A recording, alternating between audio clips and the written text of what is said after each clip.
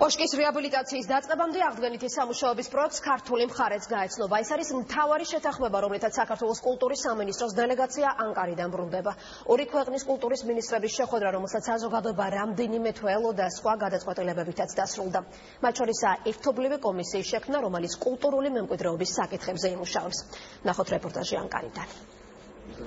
თურქულ მხარეს ოშკის გამაგრებითი სამუშაოების პროექტი უკვე მზად აქვს, რომელსაც ქართულ მხარეს გააცნობს. ასეთია ორი ქვეყნის კულტურის მინისტრების შეხვედრის დროს მიღებული კონკრეტული გადაწყვეტილება. ერთ-ერთი პირველი ასე ვთქვათ ნაბიჯი, რაზეც უკვე დღეს შევთანხმდით, გახლავთ ყველაზე რთულ მდგომარეობაში მყოფი ჩვენი კულტურული მემკვიდრეობის ძეგლის ოშკის საკონსერვაციო გამაგრებითი პროექტის ერთობლივ შემუშავებას და უახლოეს მომავალში აი ამ პროექტის სწორედ რომ ქართველი სპეციალისტების ჩართულობით მომზადებულის უკვე სატენდეროდ იქნება ის მზად, რომ სატენდეროდ გამოიტანოს.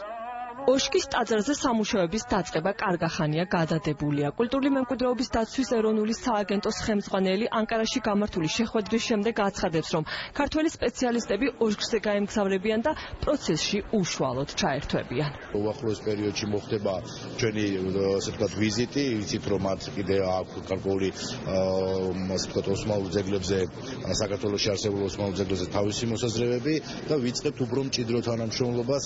ოშკის გარდა თანამშრომლობა კულტურული მემკვიდრეობის სხვა კონკრეტულ საკითხებზეც მოხდება. ორმხრივი კომისიები თანამშრომლობის ხელშეკრულებაზე იმუშავებენ. ჩვენ ვისაუბრეთ გრძელვადიან და მოკლევადიან გეგმებზე. შეიქმნება კომისიები კონკრეტულ პროექტებზე სამუშაოდ. ამ გეგმებს ჩემი საქართველოში ვიზიტის დროს კიდევ ერთხელ განვიხილავთ.